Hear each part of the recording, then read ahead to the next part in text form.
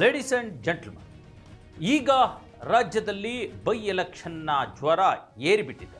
ಈ ಹಂತದಲ್ಲಿ ಒಂದು ಸ್ಫೋಟಕ ಸುದ್ದಿ ಹೊರಗಡೆ ಬರ್ತಾ ಇದೆ.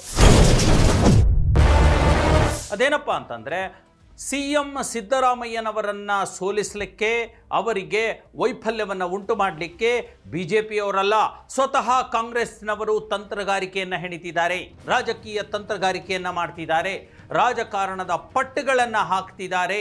ಶತಾಯಗತಾಯ CM ಸಿದ್ದರಾಮಯ್ಯನವರನ್ನು ಉಭಯ ಕ್ಷೇತ್ರಗಳಲ್ಲಿ ಸೋಲುವಂತೆ ಮಾಡಿ ಅವರ ಹೆಸರಿಗೆ ಕಪ್ಪು ಮಸಿ ಬಳಿಲಿಕ್ಕೆ ಅಥವಾ ಅವರ ಒಂದು ಕಾರ್ಯವೈಖರಿಗೆ ಸೋಲಿನ ಪಟ್ಟ ಕಟ್ಟಲಿಕ್ಕೆ ಕೆಲಸಗಳು, ಆ ಥರದ ಕಾರ್ಯತಂತ್ರಗಳು ಕಾಂಗ್ರೆಸ್ನಲ್ಲೇ ನಡೀತಿವೆ ಅನ್ನುವಂಥ ಒಂದು ಸ್ಫೋಟಕ ಮಾಹಿತಿ ಈಗ ಹೊರಗಡೆ ಬಂದಿದೆ.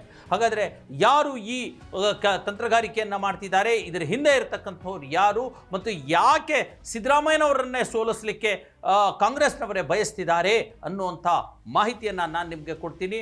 ನೀವು ನೋಡ್ತಾ ಇದ್ದೀರಾ ನೆಲ ಜಲ ಭಾಷೆಗಾಗಿ ಪ್ರಾಮಾಣಿಕ ಪತ್ರಿಕೋದ್ಯಮ, ನಿಮ್ಮ ಫೋಕಸ್ TV. ಇದು ಎಕ್ಸ್ಪ್ಲೈನರ್. ನಾನು ಹಬೀಬ್ ದಂಡ್.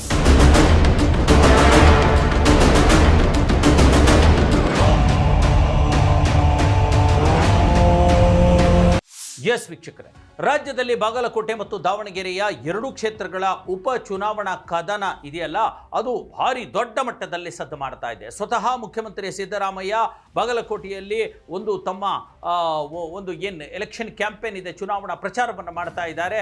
ಇತ್ತ ಕಡೆ BJPಯವರು ಕೂಡ ನಾವು ಯಾರಿಗೇನು ಕಡಿಮೆ ಇಲ್ಲ ಅನ್ನೋ ರೀತಿಯಲ್ಲಿ ಚುನಾವಣಾ ಪ್ರಚಾರವನ್ನು ಮಾಡ್ತಿದ್ದಾರೆ. BJPಯವರನ್ನ ಕಾಂಗ್ರೆಸ್ನವರು ಸೆಳ್ಕೊಳ್ಳೋದು ಒಂದು ಕಡೆ ಆದರೆ, ಇನ್ನೊಂದು ಕಡೆ ಕಾಂಗ್ರೆಸ್ನವರನ್ನು, ಕಾಂಗ್ರೆಸ್ ಮುಖಂಡರನ್ನು, ಮತದಾರರನ್ನು, ಸ್ಥಳೀಯ ನಾಯಕರನ್ನು BJPಯವರು ಕೂಡ ಸೆಳ್ಕೊಳ್ಳುವಂಥ ಕೆಲಸಗಳೇ ನಡೀತಾ ಇವೆ. ಈ ಎಲ್ಲದರ ನಡುವೆ ಒಂದು ಸ್ಫೋಟಕ ಸುದ್ದಿ ಹೊರಗಡೆ ಬಂದಿರತಕ್ಕಂಥದ್ದು, ಸ್ವತಃ CM ಸಿದ್ದರಾಮಯ್ಯನವರನ್ನೇ ಸೋಲಿಸೋದ್ರ ಮೂಲಕ, ಅಂದರೆ ಈ ಎರಡೂ ಉಪಚುನಾವಣೆಯಲ್ಲಿ ಕಾಂಗ್ರೆಸ್ ಅಭ್ಯರ್ಥಿಯನ್ನೇ ಸೋಲಿಸೋದ್ರ ಮೂಲಕ ಆ ಸೋಲಿನ ಹಣೆಪಟ್ಟಿಯನ್ನು CM ಸಿದ್ದರಾಮಯ್ಯನವರ ಹಣೆಗೆ ಕಟ್ಟಲಿಕ್ಕೆ, ಅವರ ತಲೆಗೆ ಕಟ್ಟಲಿಕ್ಕೆ ಕಾಂಗ್ರೆಸ್ನ ಒಂದು ಬಣವೆ ಈಗ ಸಕ್ರಿಯವಾಗಿದೆ ಅನ್ನುವಂಥ ಒಂದು ಸ್ಫೋಟಕ ಸುದ್ದಿ ಹೊರಗಡೆ ಬರ್ತಾ ಇದೆ. ಹಾಗಾದರೆ ಯಾರು ಈ ರೀತಿಯ ಒಂದು ಕೆಲಸಕ್ಕೆ ಮುಂದಾಗಿರ್ತಕ್ಕಂಥವ್ರು ಮತ್ತು ಯಾಕೆ ಅನ್ನುವಂಥ ದೊಡ್ಡ ಮತ್ತು ಮೂಲ ಪ್ರಶ್ನೆಗಳು ಹುಟ್ಕೊಳ್ತಾ ಇವೆ. ಎಸ್ ವೀಕ್ಷಕರೇ, ನಾನು ಹೇಳುವಂಥದ್ದು, ಯಾರು ಈ ರೀತಿಯ ಕಾಂಗ್ರೆಸ್ನಲ್ಲಿ ತಂತ್ರಗಾರಿಕೆ ಹೆಣಿತಿದ್ದಾರೆ ಅನ್ನುವಂಥದ್ದು ಪ್ರಶ್ನೆಗೆ ನಿಮಗೆ ಉತ್ತರ ಸಿಗಬೇಕಂದ್ರೆ ಯಾಕೆ ಹೆಣಿತಿದ್ದಾರೆ ಅನ್ನುವಂಥ ಪ್ರಶ್ನೆಗೆ ಮೊದಲು ಉತ್ತರ ಕಂಡುಕೊಳ್ಳೋಣ. ಆಮೇಲೆ ನಿಮಗೆ ಅದು ಯಾರು ಅನ್ನುವಂಥದ್ದು ನಿಮಗೆ ಸ್ಪಷ್ಟಗೊಳ್ಳುತ್ತೆ. ನೋಡಿ, ಕಳೆದ 1 ವರ್ಷದಿಂದ ಸಿದ್ದರಾಮಯ್ಯನವರ ಕುರ್ಚಿಯ ಮೇಲೆ ಕಣ್ಣು ಹಾಕಿರ್ತಕ್ಕಂಥವ್ರು ಮತ್ತು ಸಿದ್ದರಾಮಯ್ಯನವ್ರನ್ನ CM ಕುರ್ಚಿಯಿಂದ ಇಳಿಸಬೇಕು ಅಂತ ಶತಾಯಗತಾಯ ಪ್ರಯತ್ನಗಳನ್ನು ಪಡ್ತಾ ಇದ್ದಂತಹ ಪ್ರಕರಣಗಳು ಮತ್ತು ಆ ಒಂದು ಪ್ರಯತ್ನಗಳನ್ನು ನಾವು ನೋಡ್ತಾನೆ ಬರ್ತಾ ಇದ್ದೀವಿ ಅಲ್ವಾ. ಹಾಗಾಗಿ ಆ ಒಂದು ಟೀಮ್ ಏನಿದೆ, ಈಗ ಈ ಸದ್ಯಕ್ಕೆ ಸಿದ್ದರಾಮಯ್ಯನವರನ್ನ ಈಗಾಗಲೇ ದಾವಣಗೆರೆ ದಕ್ಷಿಣ ಕ್ಷೇತ್ರವನ್ನು ಕೂಡ ಪ್ರತಿಷ್ಠೆಯಾಗಿ ತೆಗೆದುಕೊಂಡಿದ್ದಾರೆ. ಅದರಲ್ಲೂ ಪ್ರಮುಖವಾಗಿ ಬಾಗಲಕೋಟೆಯನ್ನು ಅದು ತಮ್ಮದೇ ಕ್ಷೇತ್ರ ಏನೋ ಅನ್ನೋ ರೀತಿಯಲ್ಲಿ ಸಿದ್ದರಾಮಯ್ಯ 5 ದಿನಗಳ ಕಾಲ ಒಬ್ಬ ಮುಖ್ಯಮಂತ್ರಿಯಾಗಿ ಅಲ್ಲಿ ಒಂದು ಉಪಚುನಾವಣಾ ಒಂದು ಚುನಾವಣೆಗೆ ಪ್ರಚಾರವನ್ನು ಮಾಡ್ತಾ ಇರತಕ್ಕಂಥದ್ದನ್ನು ಕೂಡ ಪ್ರತಿಷ್ಠೆಯಾಗಿ ತೆಗೆದುಕೊಂಡಿದ್ದಾರೆ. ಹಾಗಾಗಿ ಒಂದು ವೇಳೆ ಕಾಂಗ್ರೆಸ್ ಅಭ್ಯರ್ಥಿಗಳು ಸೋತು ಬಿಟ್ಟರೆ ಸರ್ಕಾರಕ್ಕೇನು ಪ್ರಾಬ್ಲಮ್ ಇಲ್ಲ, ಸರ್ಕಾರಕ್ಕೆ ಯಾವುದೇ ರೀತಿಯ ಪರಿಣಾಮ ಬೀರಲ್ಲ. ಆದರೆ ಅದರ ಪರಿಣಾಮ, ಎರಡೂ ಕ್ಷೇತ್ರಗಳನ್ನು ಸೋಲಿಸೋದ್ರ ಪರಿಣಾಮ, ಇಲ್ಲ ಅಟ್ಲೀಸ್ಟ್ ಬಾಗಲಕೋಟೆಯಲ್ಲೋ ಅಥವಾ ದಾವಣಗೆರೆಯಲ್ಲೋ ಸೋಲೋದ್ರ ಪರಿಣಾಮ ಏನಾಗುತ್ತೆ, ಸಿದ್ದರಾಮಯ್ಯನವರ ಆಡಳಿತ ವೈಫಲ್ಯದಿಂದ ಸೋಲಾಯಿತು ಅನ್ನುವಂಥ ಹಣೆಪಟ್ಟಿ ಕಟ್ಟಬಹುದು, ಸಮರ್ಥ ಮುಖ್ಯಮಂತ್ರಿ ಅಲ್ಲ ಅನ್ನುವಂಥ ಒಂದು ಹಣೆಪಟ್ಟಿಯನ್ನು ಕಟ್ಟಬಹುದು, ಜನಪರ ಯೋಜನೆಗಳನ್ನು ಕೊಟ್ಟಿಲ್ಲ ಅನ್ನುವಂಥ ಹಣೆಪಟ್ಟಿಯನ್ನು ಕಟ್ಟಬಹುದು, ಜನಪರ ಬಜೆಟನ್ನು ಕೊಟ್ಟಿಲ್ಲ ಅನ್ನುವಂಥ ಹಣೆಪಟ್ಟಿಯನ್ನು ಕಟ್ಟಬಹುದು. ಜನಪರ ಯೋಜನೆ, ಜನಪರ ಬಜೆಟನ್ನು ಕೊಟ್ಟರೂ ಕೂಡ ಅದು ಜನರ ಬಳಿಗೆ ತಲುಪಿಸೋದಕ್ಕೆ ಸಾಧ್ಯ ಆಗಲಿಲ್ಲ ಅನ್ನುವಂಥ ಹಣೆಪಟ್ಟಿಯನ್ನು ಕಟ್ಟಬಹುದು. ಎಲ್ಲದಕ್ಕಿಂತ ಮುಖ್ಯವಾಗಿ ಒಂದು ರೀತಿ ವೈಫಲ್ಯದ ಮುಖ್ಯಮಂತ್ರಿ ಇವರು. ಹಾಗಾಗಿ ಮುಖ್ಯಮಂತ್ರಿ ಸ್ಥಾನ ಬೇರೆಯವರಿಗೆ ಕೊಡಬೇಕಾಗಿರ್ತಕ್ಕಂಥ ಅನಿವಾರ್ಯತೆ ಇದೆ, ಅವಶ್ಯಕತೆ ಇದೆ ಅನ್ನುವಂಥ ಕೂಗನ್ನು ಈಗಲ್ಲದೆ ಇದ್ರು, ಈ ರಿಸಲ್ಟ್ ಬರೋ ಈ ಮುಂದಿನ ಏಪ್ರಿಲ್ ತಿಂಗಳಲ್ಲಿ ಅಲ್ಲದೆ ಇದ್ರು ಮೇ ಜೂನಲ್ಲಾದರೂ ಎತ್ತಿ ಬಿಡಬಹುದಲ್ಲ ಅನ್ನುವಂಥ ನಿಟ್ಟಿನಲ್ಲಿ ದೂರದ ಆಲೋಚನೆಯನ್ನು ಮಾಡಿ, ಆ ದೂರಾಲೋಚನೆಯೊಂದಿಗೆ ಈ ಒಂದು ದೂರದೃಷ್ಟಿಯ ಕೆಲಸವನ್ನು ಈಗ ಅದೇ ಟೀಮ್ ಮಾಡ್ತಾ ಇದೆ ಅನ್ನುವಂಥದ್ದು ಬಹಳ ಪ್ರಮುಖ.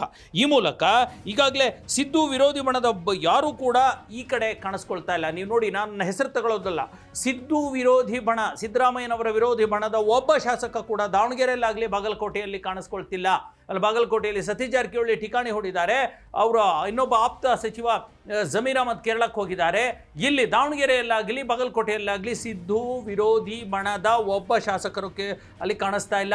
ದಾವಣಗೆರೆ ನಗರದ ಪಕ್ಕದಲ್ಲೇ ಇರ್ತಕ್ಕಂಥ 50-60 ಕಿಲೋಮೀಟರ್ ಪಕ್ಕದಲ್ಲೇ ಇರ್ತಕ್ಕಂಥ ಕಾಂಗ್ರೆಸ್ MLAಗಳಿದ್ದಾರೆ. ಎಲ್ಲಿದ್ದಾರೆ ಅವರು?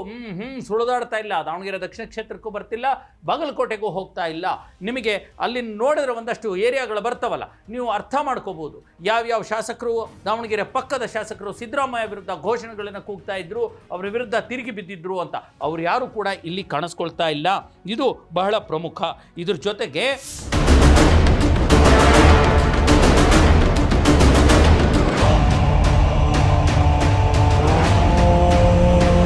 ನೋಡಿ, ಸ್ವತಃ DK ಶಿವಕುಮಾರ್ ಇದ್ದಾರಲ್ಲ DCM, ಅವರು ಕೂಡ ಈ ಉಪಚುನಾವಣೆಯಲ್ಲಿ ಕ್ಯಾಂಪೇನ್ ಮಾಡೋದನ್ನು ಬಿಟ್ಬಿಟ್ಟು ಅಸ್ಸಾಂಗೆ ಹೋಗ್ಬಿಟ್ಟಿದ್ದಾರೆ ಅಲ್ವಾ.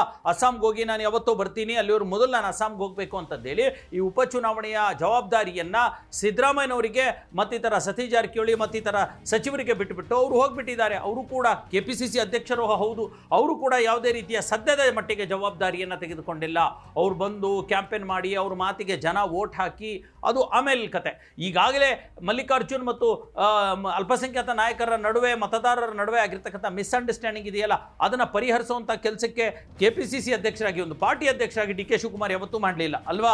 ಈ ಮಾಡಬೇಕಾಗಿತ್ತು ಆ ಕೆಲಸ. ಇವತ್ತು ದಾವಣಗೆರೆಗೆ ಹೋಗಿ ಅಲ್ಲಿ ಅಲ್ಪಸಂಖ್ಯಾತರ ಮತದಾರರನ್ನು ಭೇಟಿಯಾಗಿ ಅವರಿಗೆ ಕಾನ್ಫಿಡೆನ್ಸ್ ಕೊಡುವಂಥ ಆತ್ಮವಿಶ್ವಾಸ ತುಂಬುವಂಥ ಕೆಲಸ ಮಾಡಬೇಕಿತ್ತು, ಆದರೆ ಮಾಡ್ತಾ ಇಲ್ಲ.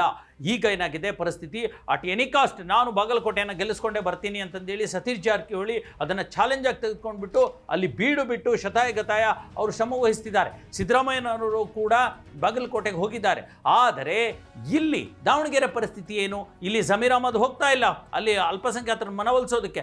ಜಮೀರ್ ಅಹಮದ್ ಕೇರಳದಲ್ಲಿ ಕೂತಿದ್ದಾರೆ, ಬೇರೆ ಹೋಗುವಂಥ ಶಾಸಕರು ನಾಯಕರು ಯಾರೂ ಇಲ್ಲ. ಹಾಗಾಗಿ ಅಲ್ಲಿರ್ತಕ್ಕಂಥ ಅಲ್ಪಸಂಖ್ಯಾತರು BJP ಕಡೆ ವಾಲ್ತಿದ್ದಾರೆ. ಇದೆಲ್ಲದರ ಹೊರತಾಗಿ ಇವತ್ತು BV ವಿಜಯೇಂದ್ರ ಹೇಳಿರ್ತಕ್ಕಂಥ ಮಾತು, ಕಾಂಗ್ರೆಸ್ನ ಕೆಲ ಮುಖಂಡರು ನಾಯಕರು BJP ಅಭ್ಯರ್ಥಿ ಗೆಲ್ಲಿ ಅಂತಂದೇಳಿ BJPಗೆ ಸಪೋರ್ಟ್ ಮಾಡ್ತಿದ್ದಾರೆ ಅನ್ನುವಂಥ ಡ್ಯಾಮೇಜಿಂಗ್ ಸ್ಟೇಟ್ಮೆಂಟನ್ನು, ಬ್ರೇಕಿಂಗ್ ಸ್ಟೇಟ್ಮೆಂಟನ್ನು ಕೊಟ್ಟುಬಿಟ್ರು ಅಲ್ವಾ. ಹಾಗಾಗಿ ವಿಜಯೇಂದ್ರ ಮಾತನ್ನು ಕೂಡ ಪರಿಗಣನೆಗೆ ತೆಗೆದುಕೊಳ್ಳೋದಾದರೆ ಈ ಎಲ್ಲರ ಉದ್ದೇಶ ಏನಿದೆ? ಯಾರು ಹಾಗಾದರೆ ವಿಜಯೇಂದ್ರಗೆ ಕಾಂಗ್ರೆಸ್ನಲ್ಲಿರೋರು ಸಪೋರ್ಟ್ ಮಾಡ್ತಾ ಇರೋರು ಯಾಕೆ ಸಪೋರ್ಟ್ ಮಾಡ್ತಾ ಇದ್ದಾರೆ? ಅದರ ಅರ್ಥ ಸಿದ್ದರಾಮಯ್ಯನವರಿಗೆ 2 ಕ್ಷೇತ್ರಗಳಲ್ಲಿ ಸೋಲುಂಟಾಕಿ ಆ ಸೋಲಿನ ಅಪವಾದವನ್ನು ಸಿದ್ದರಾಮಯ್ಯನವರ ಹಣೆಗೆ ಕಟ್ಟಿ ಅವರ ಕುರ್ಚಿಯನ್ನು ಹಗ್ಗ ಹಾಕಿ ಅಲ್ಲಾಡಿಸೋದಕ್ಕೆ ಎಳೆಯೋದಕ್ಕೆ ಇದು ಅತ್ಯುತ್ತಮ ಒಂದು ಅವಕಾಶ. ಈ ಅವಕಾಶವನ್ನು ಸದುಪಯೋಗಪಡಿಸ್ಕೊಳ್ಳೋಣ ಅನ್ನುವಂಥ ನಿಟ್ಟಿನಲ್ಲಿ ಕಾಂಗ್ರೆಸ್ನಲ್ಲೇ ಇರತಕ್ಕಂಥ ಕೆಲವು ಶಾಸಕರು ಮತ್ತು ಮುಖಂಡರು ಸಚಿವರು ಈ ರೀತಿಯ ತಂತ್ರಗಾರಿಕೆಯನ್ನು ಹೆಣಿತಿದ್ದಾರೆ. ಇದನ್ನು ಕೂಡ ಸಿದ್ದರಾಮಯ್ಯ ಅವರು ಬಾರ್ನ್ ಫೈಟರ್, ಅಷ್ಟು ಈಸಿಯಾಗಿ ಅವರು ಬಿಟ್ಕೊಟ್ಟಿಲ್ಲ. ಅವರು ಕೂಡ ಇದನ್ನು ಚಾಲೆಂಜ್ ಆಗಿ ತಗೊಂಡಿದ್ದಾರೆ. ಬಾಗಲಕೋಟೆಗೆ ಡೈರೆಕ್ಟಾಗಿ ಎಂಟ್ರಿ ಮಾಡಿದ್ದಾರೆ. ದಾವಣಗೆರೆಗೂ ಬಂದು ಜಮೀರ್ ಅಹಮದ್ಗೂ ಕರ್ಕೊಂಡು ದಾವಣಗೆರೆ ಅಲ್ಪಸಂಖ್ಯಾತರ ಮನವೊಲಿಸಿ ಗೆಲುವನ್ನು ಸಾಧಿಸುವಂಥ ಕೆಲಸ ಮಾಡ್ತಾರೆ. ಆದರೆ ಈ ರಾಜಕೀಯ ತಂತ್ರಗಾರಿಕೆಯಲ್ಲಿ ಕುತಂತ್ರಗಾರಿಕೆಯಲ್ಲಿ ಯಾರು ಗೆಲ್ತಾರೆ ಯಾರು ಸೋಲ್ತಾರೆ ಅನ್ನುವಂಥ ಉತ್ತರ ಸಿಗಬೇಕಾದ್ರೆ ಇದು ಒಂದಷ್ಟು ದಿನ ನಾವು ಕಾದು ನೋಡಬೇಕಿದೆ. ನೋಡೋಣ ಏನಾಗುತ್ತೆ.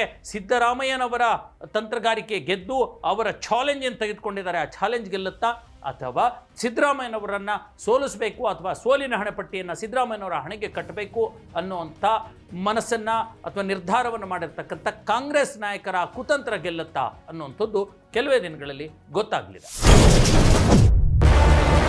ಎಸ್ ವೀಕ್ಷಕರೇ, ಇದಾಗಿತ್ತು ಇವತ್ತಿನ ಎಕ್ಸ್ಪ್ಲೇನರ್. ಮುಂದಿನ ಮತ್ತೊಂದು ವಿಚಾರದೊಂದಿಗೆ ನಾನು ಮತ್ತೆ ಬರ್ತೀನಿ. ಅಲ್ಲಿವರೆಗೂ ನೋಡ್ತಾ ಇರಿ ಫೋಕಸ್ ಟಿವಿ.